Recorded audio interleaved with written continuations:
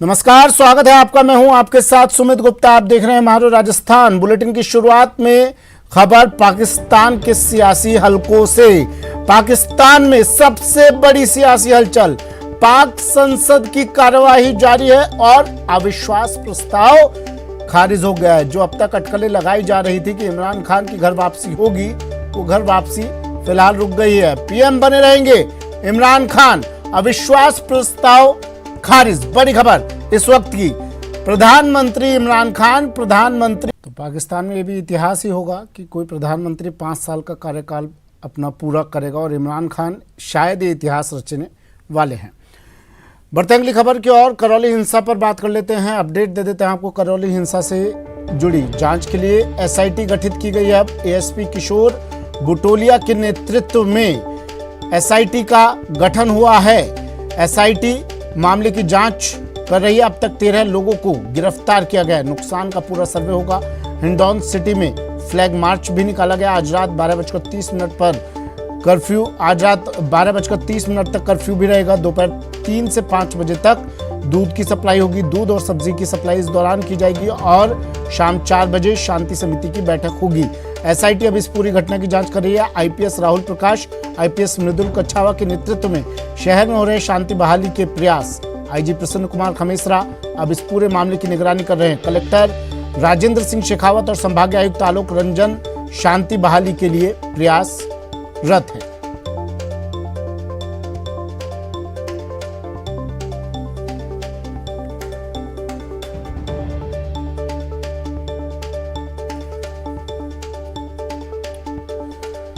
करौली हिंसा पर इस वक्त की बड़ी अपडेट है।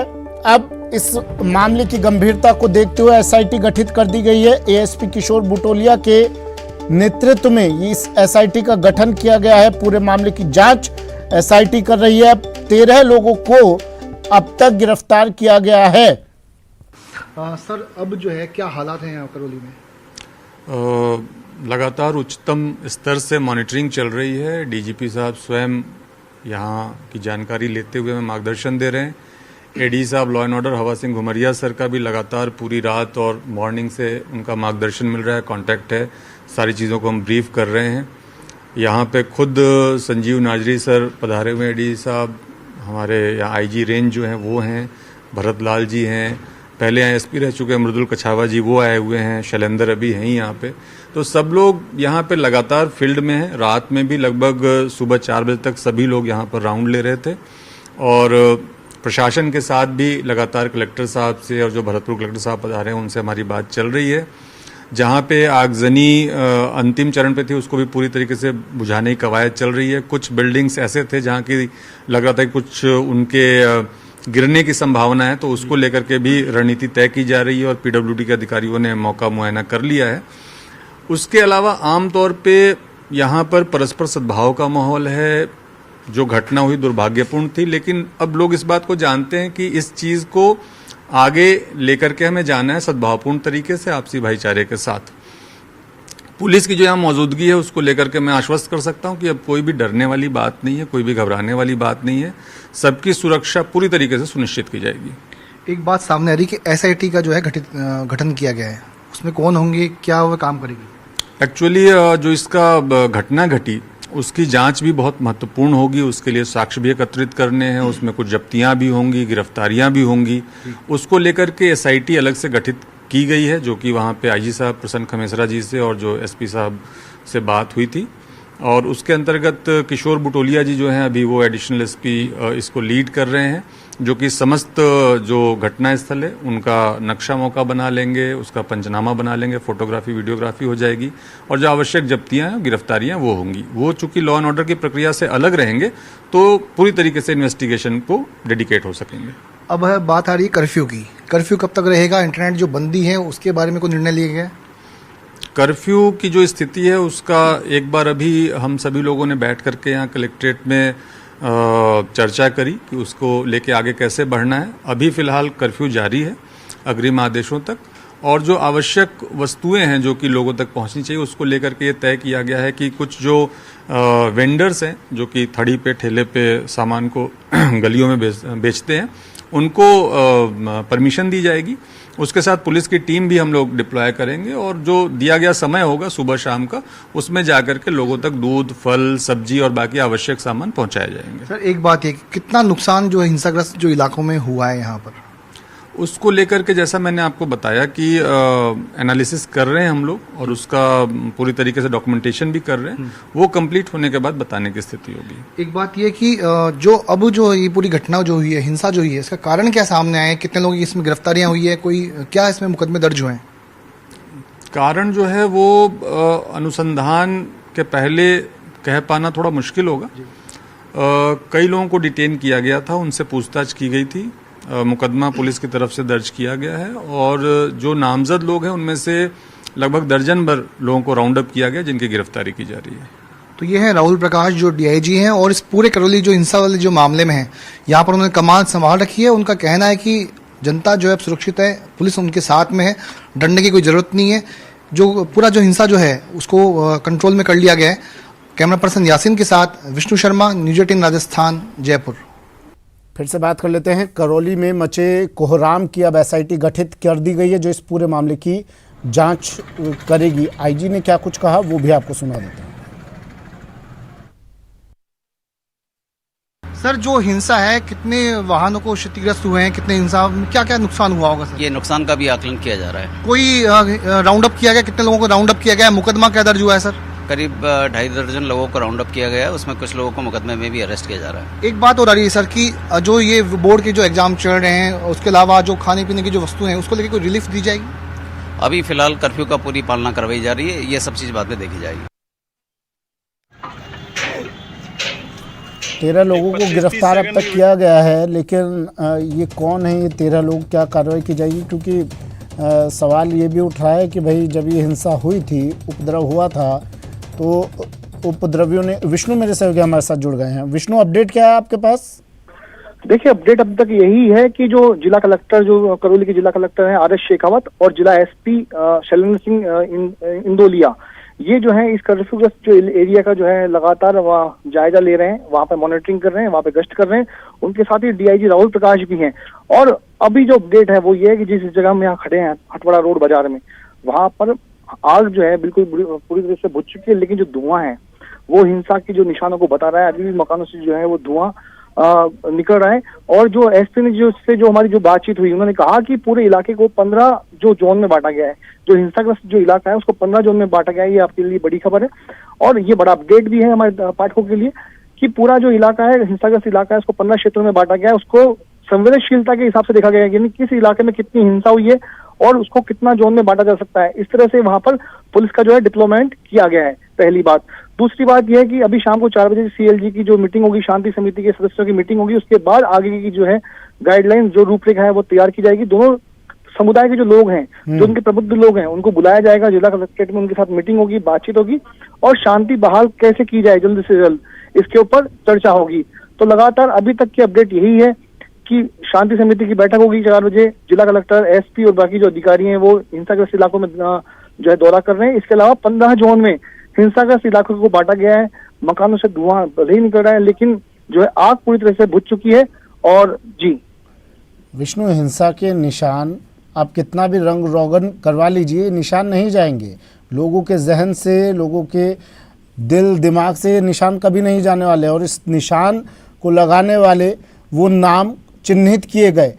13 लोगों को की गिरफ्तारी हुई है।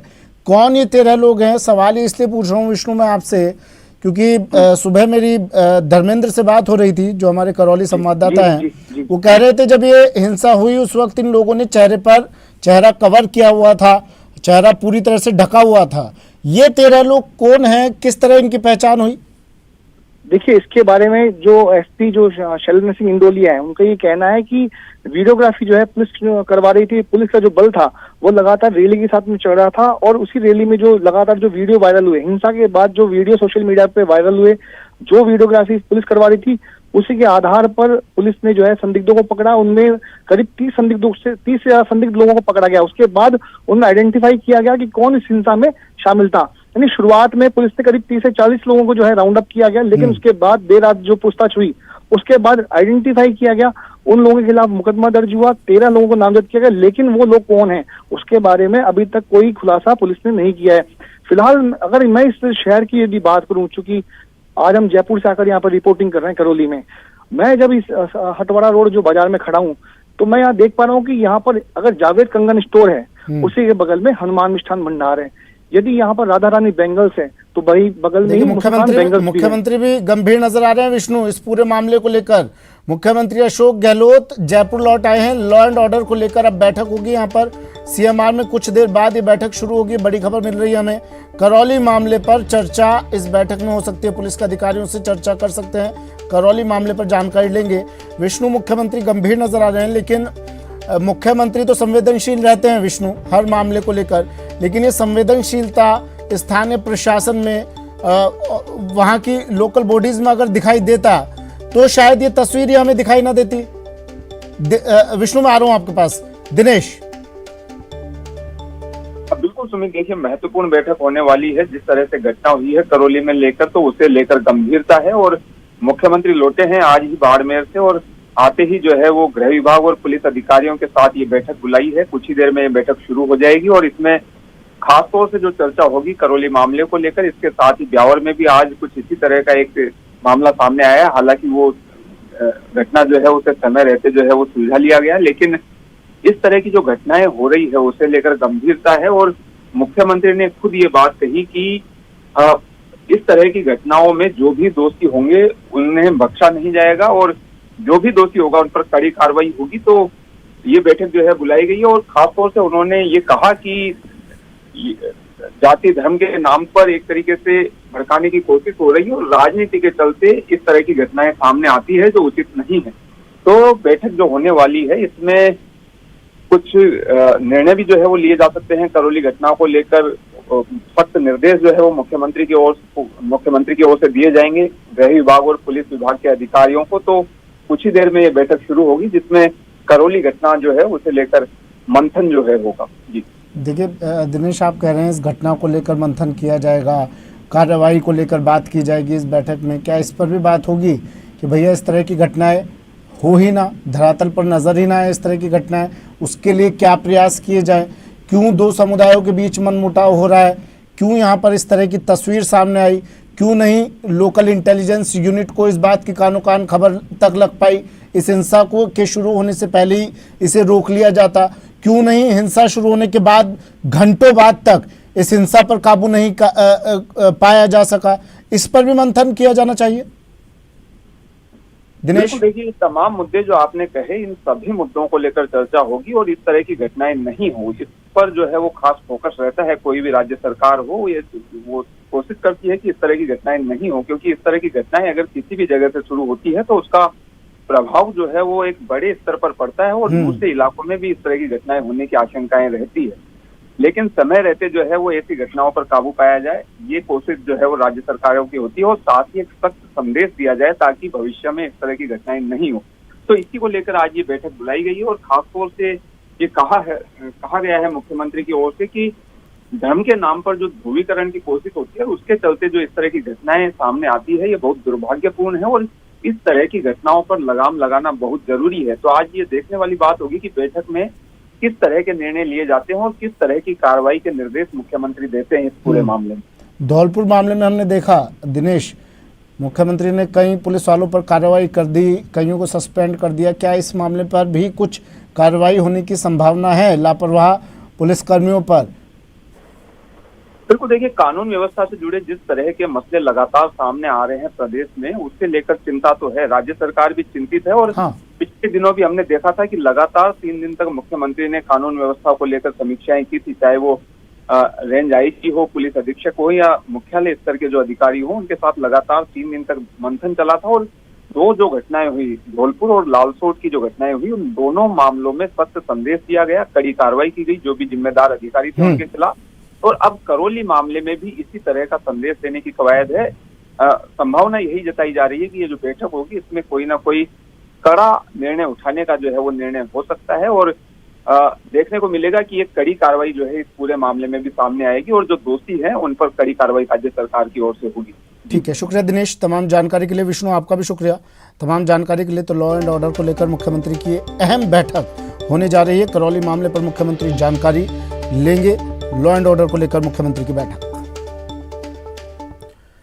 करौली हिंसा पर मुख्यमंत्री अशोक गहलोत ने कहा कि ये घटना बेहद दुखद है। करौली घटना को लेकर डीजी से भी बात की है। करौली हिंसा भड़काने वालों पर सख्त कार्रवाई होगी, मुख्यमंत्री अशोक गहलोत ने तमाम बातें कही। साथ ही कहा कि ध्रुवीकरण की वजह से जगह जगह तनाव हो रहा है, कानून का राज स्थापित करना बेहद जरूरी है। देश में जगह जगह ध्रुवीकरण हो रहा है, जाति धर्म के नाम पर ही ध्रुवीकरण किया जा रहा है। तो देश में कानून का राज है और इसे बनाए रखने के लिए जो भी प्रयास है वो किए जाएंगे।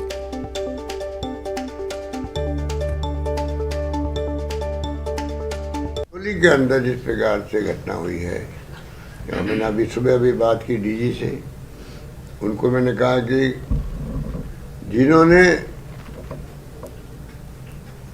हरकत करी है, जिन्होंने ये दंगे भड़काने का प्रयास किया है, इसके पीछे कौन कोई ताकत थी, उन सबको आप उनके खिलाफ कड़ी से कड़ी कार्रवाई करो। चाहे कोई कौम हो, कोई धर्म के लोग हो, उनमें एक मैसेज आना चाहिए कि राजस्थान में कानून का राज ही स्थापित रहेगा। ये मेरा मानना है। करौली हिंसा पर बीजेपी भी एक्शन में आ गई है। बीजेपी ने जांच कमेटी गठित की है, 8 सदस्य जांच टीम गठित की गई है। जल्द ही टीम करौली जाएगी, मौके पर जाकर तथ्य जुटाएगी टीम। सतीश पूनिया ने ये बात कही, कहा प्रदेश अध्यक्ष और ये टीम प्रदेश अध्यक्ष को रिपोर्ट सौंपेगी। उपनेता प्रतिपक्ष राजेंद्र राठौड़ इसका नेतृत्व करेंगे। कमेटी का नेतृत्व उपनेता प्रतिपक्ष राजेंद्र राठौड़ करेंगे। अलका गुजर, मदन दिलावर, सुखबीर जौनपुरिया, जसकौर मीणा, कन्हैयालाल चौधरी, रामहित यादव और रामलाल शर्मा कमेटी में शामिल हैं। सतीश पूनिया ने करौली प्रकरण में राज्य सरकार को जिम्मेदार ठहराते हुए दोषियों के खिलाफ कड़ी कार्रवाई की मांग की है।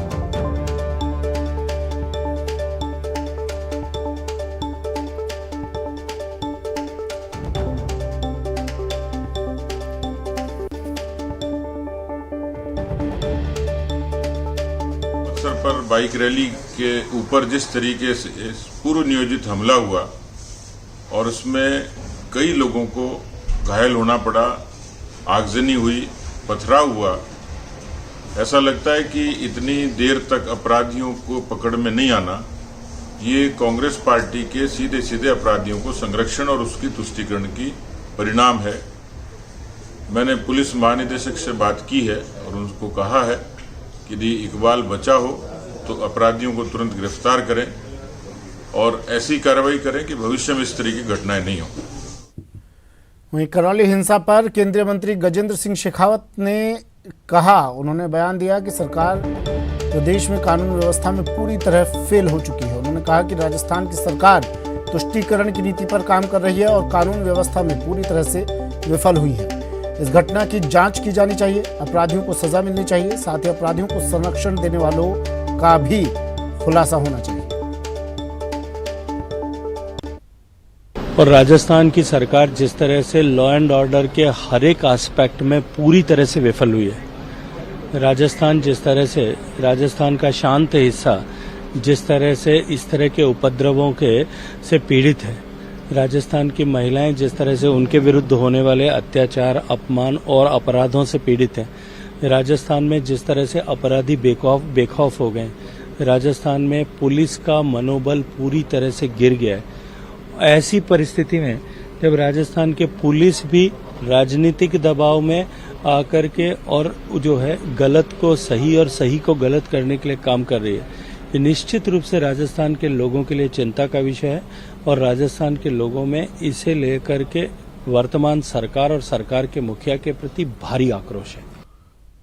दौसा में महिला डॉक्टर की आत्महत्या से जुड़ा मामला। जयपुर में डॉक्टर्स की हड़ताल जारी है। निजी अस्पतालों में ओपीडी, आईपीडी के साथ ही इमरजेंसी सेवाएं भी बंद। गोल्फ क्लब में अब डॉक्टर्स और सरकार के बीच वार्ता होगी। बैठक में पुलिस, चिकित्सा और संबंधित अधिकारी मौजूद रहेंगे। डॉक्टर्स में JMA, IMA, RMCTA, JARD, private hospital और नर्सिंग होम सोसाइटी के प्रतिनिधि शामिल होंगे।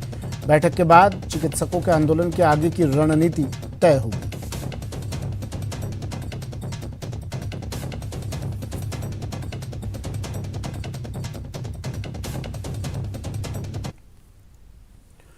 भीम आर्मी के राष्ट्रीय अध्यक्ष चंद्रशेखर को आज उदयपुर डबोक एयरपोर्ट पर पुलिस ने रोक दिया। चंद्रशेखर पाली में जितेंद्र मेघवाल के परिजनों से मिलने जा रहे थे।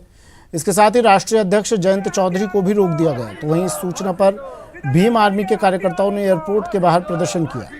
सूचना पर पुलिस और प्रशासन के आला अधिकारी भी मौके पर पहुंचे। पुलिस और प्रशासन की ओर से दोनों से समझाइश की जा रही है।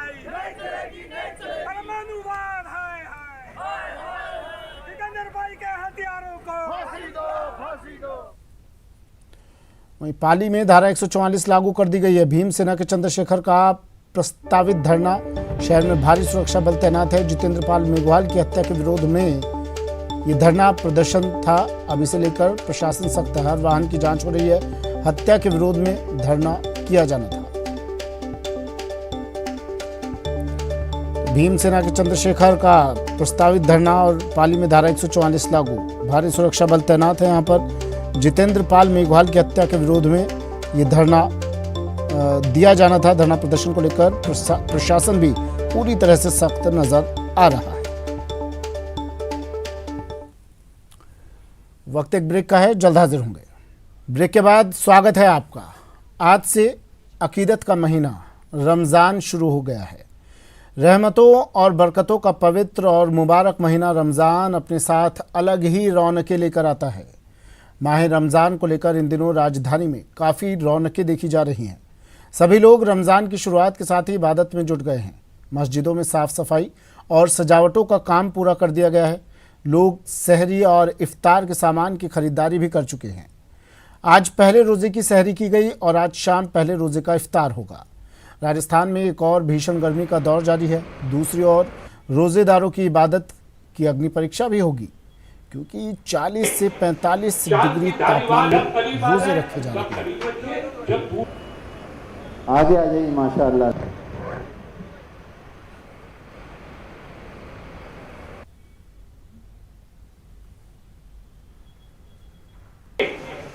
शांति धारीवाल जब करीब आ जाए तब करीब रखिए। जब आगे आ जाइए माशाअल्लाह।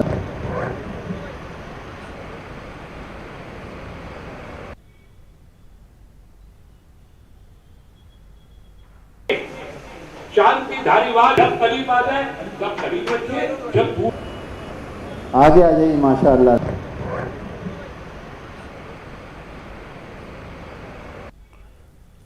अरबाज मेरे सहयोगी जयपुर से हमारे साथ सीधा जुड़ गए हैं। अरबाज, रमज़ान का पाक महीना और आपके पीछे कई लोग नज़र आ रहे हैं, कई रोज़ेदार नज़र आ रहे हैं।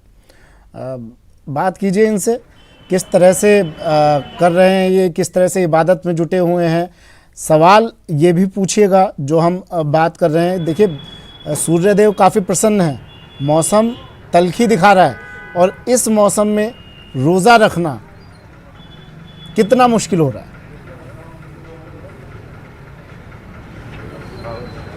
जी बिल्कुल, देखिए जो रोज़ेदार हैं, पिछले अगर देखा जाए कमोबेश 5 से 7 साल से लगातार जो तल्ख वाली गर्मियों में, तेज़ी वाली गर्मियों में आ रहे हैं, 45 से 48 डिग्री टेम्परेचर तक लोगों ने रोज़े रखे और इस बार तो अभी से ही आप देखिए कि 122 साल का गर्मी रिकॉर्ड तोड़ चुकी है और आज पहला रोज़ा। गर्मी की तपिश और माहौल अगर देखेंगे सड़क का, तो यहाँ पर आप देखिए कि बहुत गर्मी की वजह से सड़कें सूनी है, लेकिन जो मस्जिदों की रौनक है, पीछे मेरे आप देखेंगे मस्जिद के अंदर की नक्काशी और सारी चीज़ें बहुत बढ़ चुकी है। कुछ बच्चे यहाँ पर मौजूद हैं, इबादत गुजार जो लोग हैं वो यहाँ पर आ रहे हैं, बाकायदा पहुँचे हुए हैं। जो लोग हैं रोज़ा रख रहे हैं, इस भी 40 से 42 डिग्री टेम्परेचर का जो गर्मी का माहौल है उसमें भी इनसे बातचीत करते, जानने की कोशिश करते हैं कि कोविड के 2 साल पिछले जो थे पाबंदियों में निकल गए, अब रोज़ेदारों को एक तरह से मौका मिला है। किस तरह से आप लोग देखते हैं, रोज़ा किस तरह से रख रहे हैं?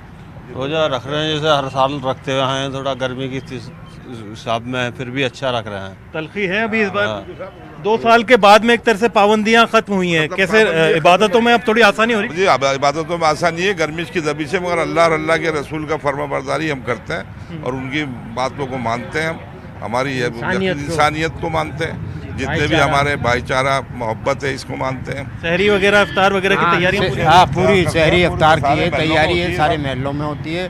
बाकायदा बालिग बच्चा 8 साल से लेके वो भी रोज़ा रखता है, तरावी पढ़ता है, माशाल्लाह आया कितनी गर्मी छोटे हो। बच्चे भी यहाँ पर मौजूद हैं और इनसे बातचीत करने की कोशिश करते हैं। क्या तैयारी है रमजान की, कैसे आप रोजे वगैरह रख रहे हैं आप? हाँ, रोजे रख रहे हैं, नमाज पढ़। क्या सहरी किया आपने? हाँ, सहरी किया। किस और अभी 14 घंटे का रोजा है, कुछ भूख प्यास लग रही है अब? तो अभी क्या रोजे में क्या क्या करेंगे और आगे सब पारा पड़ेंगे? आप देखिए कि सुमित ये छोटे छोटे बच्चे हैं, बुजुर्ग हैं, 70-80 साल के लोग जो कि जयपुर को काफ़ी पुराने वक्त से जानते हैं। यहाँ पर रमज़ान का रोज़े का एक तरह से दौर रहा है। क्या सर तैयारियाँ रहती है राजस्थान के इस माहौल में? आप लोग एक लंबे अरसे से देखते आए हैं जयपुर की जो रमज़ान की रौनकें हैं। जी रमज़ान की रौनक में लोग बाग दुकान लगाते हैं पकौड़ियों की और केले की, मतलब अफ्तारी के लिए जो लोग लेके आते हैं, खजूर वगैरह। बरकती महीना है, बरकती महीना है बहुत ज़्यादा। इस बार जो है खान पान में, रहन सहन में, सारी चीज़ों में बहुत ज़्यादा बढ़ जाती है। अल्लाह हिफाजत करता है। जी जी, काफ़ी गर्मी रहती है, बहुत काफ़ी गर्मी है साहब, फिर भी अल्लाह हिफाजत देता है और सब्र देता है। रोजा रमजान वालों प्यास लगती है लेकिन सब्र रहता है साहब। जी बिल्कुल। आप लोग नौजवान भी रोज़ा रख रहे हैं, किस तरह से? अल्हम्दुलिल्लाह रोज़े पूरे चलते हैं। और क्या तैयारी रहती है? पूरी तैयारी अल्हम्दुलिल्लाह के, अल्लाह का शुक्र है कि सब्र रहता है रोज़ा रखने के बाद में हर चीज़ का। सुबह 4 बजे उठ जाते हैं? बिल्कुल बिल्कुल, सुबह 4 बजे उठते हैं, सहरी करके फजर की नमाज़ पढ़ के फिर सोने का काम। जी बिल्कुल। देखिए सुमित, सुबह 4 बजे से शेड्यूल शुरू होता है। एक छोटा बच्चा यहाँ पर मौजूद है, इसने भी रोज़ा रखा है। क्या नाम है बेटा आपका? फरहान। आज आपका कौन सा रोज़ा है? पहला रोज़ा रखा है इस साल का आपने, तो कैसा लग रहा है रोज़ा रखकर? अच्छा लग रहा है, लेकिन भूख प्यास भी लग रही होगी। देखिए छोटे बच्चे हैं, बुजुर्ग हैं, नौजवान हैं, एक अलग माहौल होता है। सुबह 4 बजे उठना, सहरी करना, शाम को सब लोग इकट्ठे होकर के घर में बैठ कर के इफ्तार करते हैं फ्रूट्स के साथ में, दिन भर इबादतें करते हैं। सिर्फ भूख प्यास का नाम रोज़ा नहीं है, अपनी आँखों का रोज़ा होता है, ज़बान का रोज़ा होता है, कान का रोज़ा होता है, हर अमाल का रोज़ा होता है। गुस्सा करने की भी इजाज़त नहीं होती एक तरह से अगर देखा जाए रमज़ान के दौरान।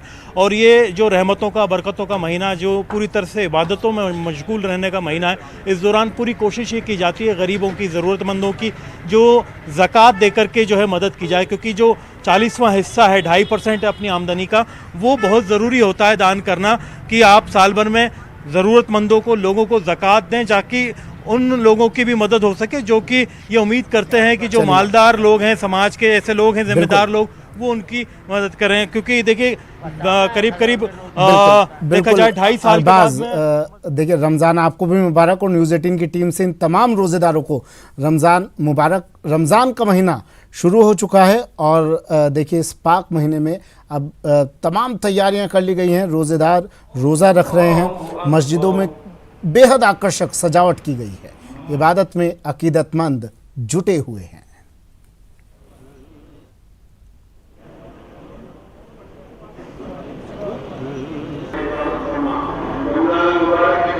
लिहाजा आज हम इस बात से बहुत खुश हैं, अल्लाह का शुक्रगुजार हैं कि अल्लाह ताला तूने हमें इस रमज़ान के मुतबर्रिक महीने के अंदर जो है वो हमें इबादत करने का और अपनी गलतियों पर तौबा करने का मौका दिया, और उसका शुक्र एहसान है। और अल्लाह से दुआ है कि इस महीने की हम कदर करें और अच्छे से इस्तेमाल करें, इबादत करें। इसके अंदर जो रोज़े का हुक्म है उस रोज़े को माने। रोज़े के लिए कहा गया है कि रोज़े रखने से अल्लाह रब्बुल इज़्ज़त नहीं चाहते कि किसी अपने बंदों को भूखा रखना। रमज़ान का पाक और मुकद्दस महीना शुरू होगा। रमज़ान का चांद नज़र आ गया है। फिलहाल जामा मस्जिद पर आप देख सकते हैं कि यहाँ लोग मौजूद हैं जो चांद के दीदार करने के बाद में दुआएं मांग रहे हैं, और रहमतों बरकतों का महीना शुरू हो गया। साहब चांद आपने देखा, क्या दुआएं मांग रहे हैं, क्या तैयारी? गणगौर का त्योहार भी पूरे प्रदेश में धूमधाम से मनाया जा रहा है। मान्यता है कि प्राचीन समय में माता पार्वती ने भगवान शंकर को वर के रूप में पाने के लिए बहुत तपस्या और व्रत किया। फलस्वरूप माता पार्वती की इस तपस्या और व्रत से प्रसन्न होकर माता पार्वती के सामने प्रकट हो गए। भगवान शिव ने माता पार्वती से वरदान मांगने का अनुरोध किया, और तभी से गणगौर की प्रथा चली आ रही है। साथ ही सिंजारे का भी अपना एक अलग महत्व है।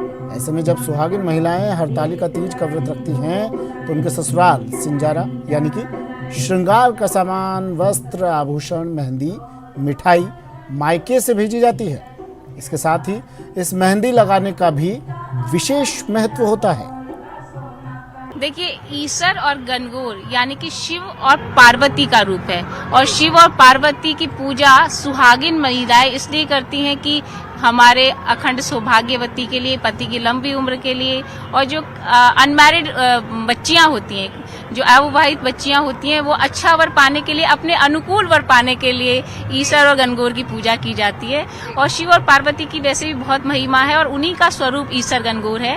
और देखिए राजस्थान की संस्कृति जो है, ना केवल राजस्थान, ना केवल देश अपितु विदेशों में भी बहुत धूम राजस्थानी संस्कृति है कि मानी जाती है और बहुत धूम रहती है। माँ पार्वती और शंकर का त्योहार है, इसीलिए महिलाएं जो है अपने पति की लंबी उम्र की कामना करती है। क्या कुछ इसके पीछे की वजह है? गणगौर का मीनिंग है, गण माने शंकर और गौर माने पार्वती।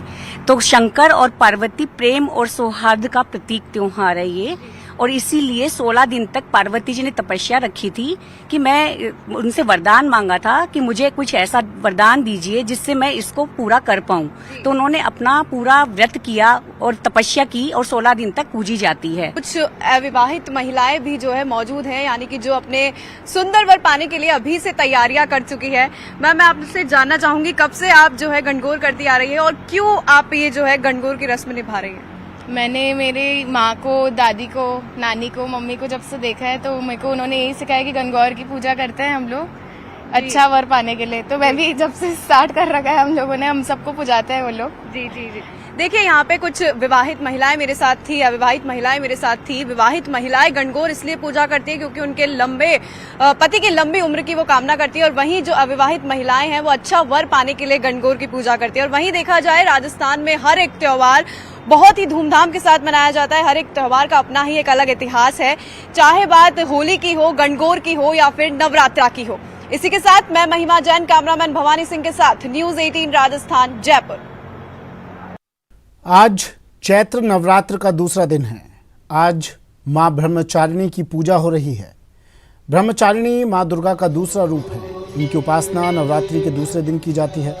ब्रह्म का अर्थ है तपस्या और चारिणी यानी आचरण करने वाली, अर्थात तप का आचरण करने वाली मां ब्रह्मचारिणी। दुर्गा सप्तशती के अनुसार ये देवी शांत और निमग्न होकर तप में लीन है। नई दिल्ली के छतरपुर और झंडेवालान मंदिर में श्रद्धालुओं की भारी भीड़ उमड़ी है, जहां भव्य आरती का नजारा देखते ही बन रहा है।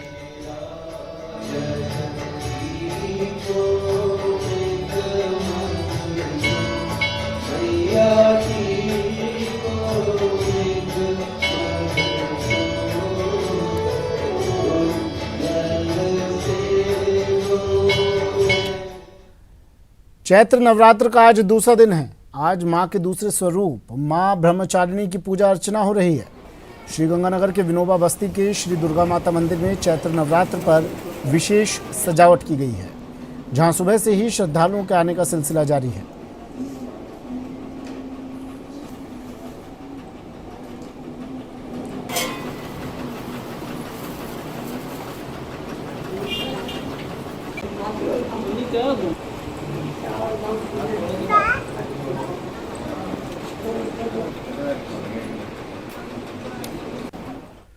चैत्र नवरात्र के दूसरे दिन जोधपुर के मेहरानगढ़ दुर्ग की तलहटी में स्थित मां चामुंडा मंदिर में मां के भक्तों का तांता लगा है। भक्तों की भारी भीड़ को देखते हुए मेहरानगढ़ म्यूजियम ट्रस्ट और पुलिस ने सुरक्षा के विशेष इंतजाम किए हैं।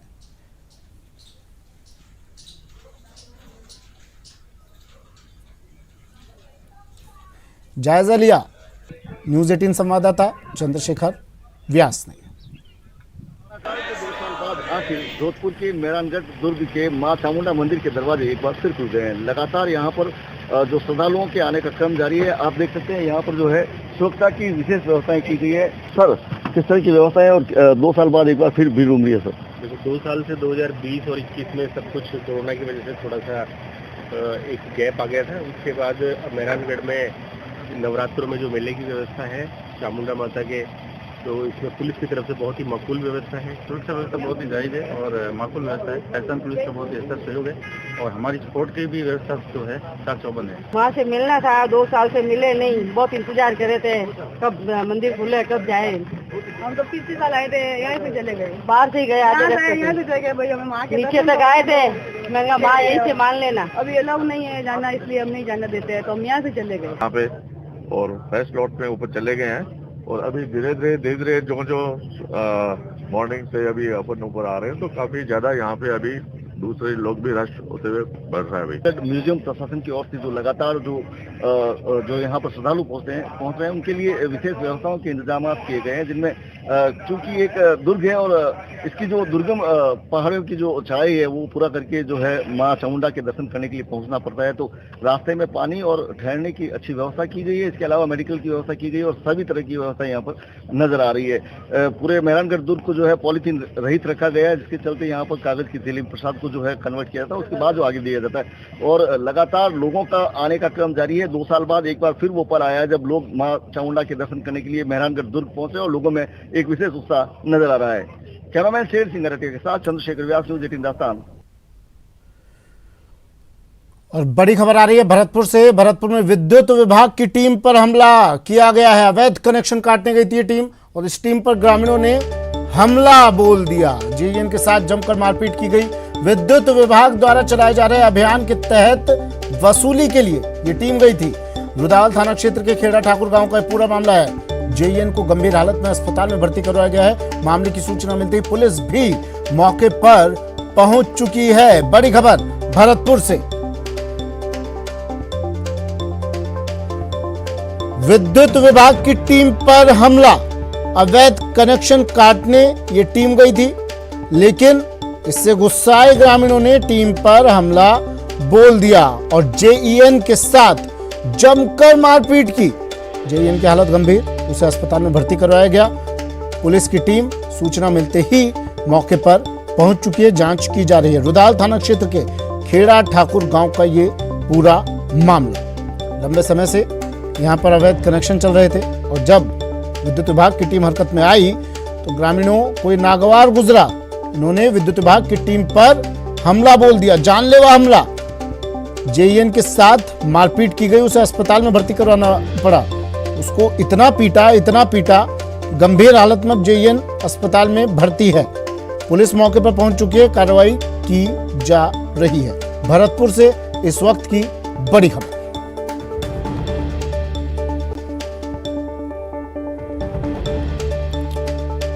गांव में, ढाणियों में इस तरह की खबरें अमूमन मिलती रहती है और सूचना के आधार पर कार्रवाइयां की जाती रही हैं। ऐसी एक खबर जब बिजली विभाग को मिली, हालांकि लंबे समय से शिकायत मिल रही थी, लेकिन अब जब विभाग ने इस पर कार्रवाई करने की सोची, विभाग की टीम, विद्युत विभाग की टीम मौके पर पहुंची और अवैध कनेक्शन को काटने के लिए टीम मौके पर जैसे ही पहुंची, ग्रामीणों को इसकी भनक लगी, लेकिन ग्रामीणों को ये कार्रवाई इतनी नागवार गुजरी।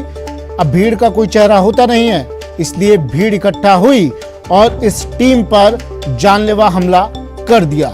जेईएन को इतना पीटा कि उसे अस्पताल में भर्ती करवाना पड़ा है। गंभीर हालत है जेईएन की। अब इन लोगों पर, इन गुंडा तत्वों पर, असामाजिक तत्वों पर कार्रवाई क्या होती है? पुलिस मौके पर पहुंच चुकी है, पुलिस की टीम मौके पर पहुंच चुकी है। कार्रवाई क्या होती है ये देखना होगा। अभियान के तहत वसूली के लिए टीम गई थी, लेकिन टीम पर ही हमला इन असामाजिक तत्वों ने, इन ग्रामीणों ने बोल दिया।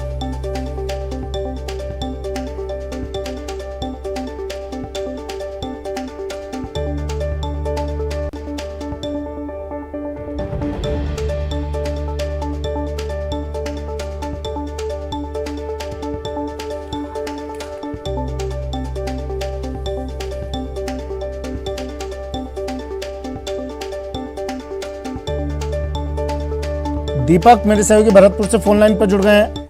दीपक, पुलिस की टीम पहुंची है, खैर हर बार की तरह देरी से, लेकिन अब कार्रवाई क्या कर रही है टीम? गिरफ्तारी हुई है किसी की? देखिए सुमित, इस पूरे मामले में अभी तक कोई गिरफ्तारी नहीं हो पाई है और जो जेईएन है उनके पुलिस द्वारा पर्चा बयान लिए गए हैं, तो उन्होंने बताया कि वो जब गांव खेड़ा ठाकुर में अवैध कनेक्शनों को काटने के लिए पहुंचे थे, तभी वहां पर कुछ लोगों ने उनका विरोध किया और विरोध के बाद में कहासुनी हुई और जिसके बाद उन पर जो है टीम पर ग्रामीणों ने हमला कर दिया। इस पूरे मामले में जो जेईएन है मतलब भंडारी घायल है, उनको अस्पताल में भर्ती कराया गया। रुदावल थाना पुलिस भी वहां अस्पताल में पहुंची और उन्होंने पर्चा बयान लिए। उन्होंने अब कहा है कि जिस तरह से विद्युत विभाग द्वारा अवैध कनेक्शनों काटने के लिए अभियान चलाया जा रहा था और उसी अभियान को लेकर के ये गाँव में अवैध कनेक्शनों को काटने के लिए गए थे, लेकिन इस तरह की मारपीट जो है अमूमन सुमित सामने आती है और उनमें जो है पुलिस कोई कार्रवाई नहीं कर पाती है, क्योंकि पहले भी बाड़ी में एक मामला जो है वो देखने को मिला है और भी कई जगह जो है मामले देखने को मिलते हैं। अब कहीं ना कहीं कहा जा सकता है दबाव किस चीज का है पुलिस पर? क्यों कार्रवाई नहीं की जाती है? जिसने मारपीट की है उसको पकड़ो और फेंको अंदर। समस्या क्या है पुलिस के साथ? देखिए, कहीं ना कहीं पुलिस की लापरवाही रहती है। पुलिस अगर इस तरह की वारदातों पर तुरंत एक्शन लेगी तो ऐसी जो घटनाएं हैं वो आगे नहीं घटेंगी। पुलिस को एक एक्शन लेना होगा और तुरंत जो है ऐसे मामलों पर कार्रवाई करनी होगी। अब पुलिस का ये कहना है कि जो घायल है जयन, उनके पर्चा बयान लिए गए और उनके द्वारा जब मामला दर्ज करा दिया जाएगा तो पूरे मामले में जांच की जाएगी और जो भी आरोपी होंगे उनको गिरफ्तार किया जाएगा। लेकिन पुलिस भी कहती है कि जब तक जो व्यक्ति पीड़ित है वो मामला दर्ज नहीं कराएगा तो फिर इस पूरे मामले में जब तक कार्रवाई कैसे की जाएगी। लेकिन जो जिनके साथ मारपीट हुई है जयन, वो अभी अस्पताल में भर्ती है। जब वो स्वस्थ हो जाए तब उनके द्वारा मामला दर्ज कराया जाएगा। लेकिन फिलहाल जो पर्चा बयान है जयन के वो ले लिए गए हैं और उस पर्चा बयान के आधार पर पुलिस जो है वो कार्रवाई में जुट गई है। जी सुमित। नहीं, एसपी आप कह रहे हैं कि पुलिसकर्मी कह रहे हैं कि जब तक बयान दर्ज नहीं होंगे जयन के, जब तक कार्रवाई नहीं करेंगे, जयन की हालत अगर बयान देने लायक नहीं है, आप कह रहे हैं पर्चा बयान दे दिया तो उस पर कीजिए ना आप कार्रवाई। आपको दिक्कत कहाँ है? क्या आप इंतजार इस बात का कर रहे हैं कि जेएन को जिसने इस हालत में पहुंचा दिया, मरणासन हालत में पहुंचा दिया, जेएन अस्पताल में भर्ती है, क्या उसके फरार होने का इंतजार कर रहे हैं आप लोग? और आप कह रहे हैं इससे पहले भी ऐसी घटनाएं हो चुकी, पुलिस हाथ पर हाथ धरे बैठी रहती है। क्या पुलिस क्या वीआईपी लोगों के लिए ही बनी है? उन्हीं की सिक्योरिटी के लिए, उन्हीं पर कार्रवाई की जाएगी, उन्हीं के मामलों पर कदम बढ़ाए जाएंगे, आम लोगों के लिए कोई कार्रवाई नहीं होगी? दीपक, देखिए सुमित, सबसे बड़ी बात यह है कि विद्युत विभाग की टीम जब ग्रामीण क्षेत्रों में अवैध कनेक्शनों की कार्रवाई हो, चाहे रिकवरी की कार्रवाई हो, जब जाती है तो उसके साथ में कोई भी पुलिस जाब्ता जो है मौजूद नहीं रहता है। तो इस चीज का जो है ग्रामीण फायदा उठाते हैं और जो विद्युत विभाग की टीम है उस पर हमला कर देते हैं। क्योंकि आजकल अमूमन देखा जाता है ग्रामीण क्षेत्रों में ज्यादातर अवैध कनेक्शन जो है ट्रांसफार्मरों से लेकर के लोग अपनी विद्युत सप्लाई को जो है चालू रखते हैं। और ये जो है पुलिस को साथ में होना चाहिए। अंदेशा है कि इस तरह के हमले हो सकते हैं और होते आए हैं, तो पुलिस जाब्ता क्यों नहीं रहता है विद्युत विभाग की टीम के साथ? देखिए, पुलिस का ये कहना है कि विद्युत विभाग की जब टीम गांव में जाती है तो वो पुलिस जाब्ता उनके साथ भेजेंगे तो अमूमन जो थाने की कार्रवाई है उनको कौन करेगा? तो ऐसे में अलग से जो है एक जरूरत है कि विद्युत विभाग की टीम के साथ में सुरक्षा गार्ड दिए जाएं, तब जाकर के वो ग्रामीण क्षेत्रों में कार्रवाई की जाए। नहीं कि ऐसे जो है बिजली विभाग के कर्मचारियों के साथ कब तक मारपीट होती रहेगी, ये सबसे बड़ा सवाल है। अच्छा, पुलिसकर्मी ये कहते हैं कि थाने का काम कौन करेगा, इसलिए हम टीम नहीं भेजते उनके साथ।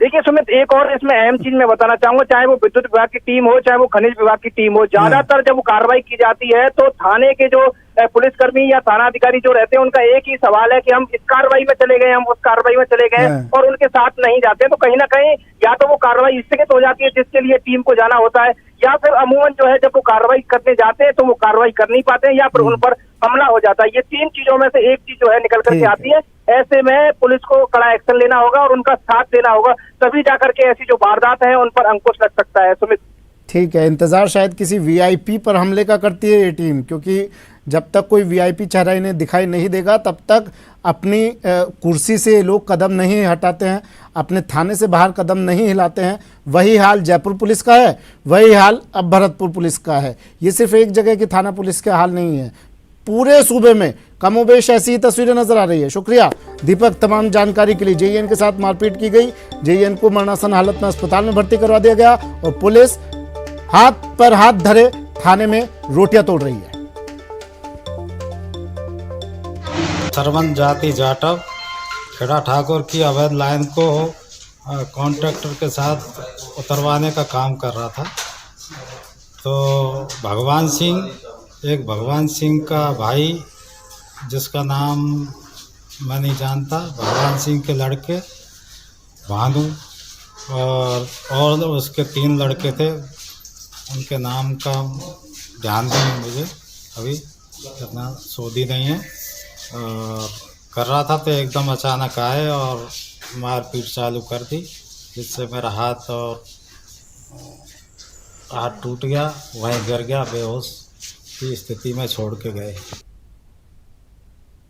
चलिए बढ़ते हैं अगली खबर की ओर। सिरोही जिला क्रिकेट संघ चुनाव संपन्न हो गए हैं। चुनाव में सर्वसम्मति से विधायक संयम लोढ़ा सचिव बन गए हैं। सत्येंद्र मीणा अध्यक्ष और राजेंद्र सिंह देवड़ा को कोषाध्यक्ष चुना गया है। बड़ी खबर है, सिरोही जिला क्रिकेट संघ चुनाव संपन्न।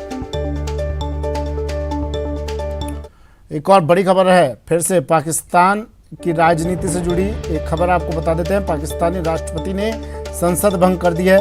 90 दिन के अंदर असेंबली चुनाव होंगे। इमरान खान ने संसद भंग करने की सिफारिश की थी, भंग कर दी है राष्ट्रपति ने, और अब 90 दिन के अंदर असेंबली चुनाव होंगे। बड़ी खबर इस वक्त की।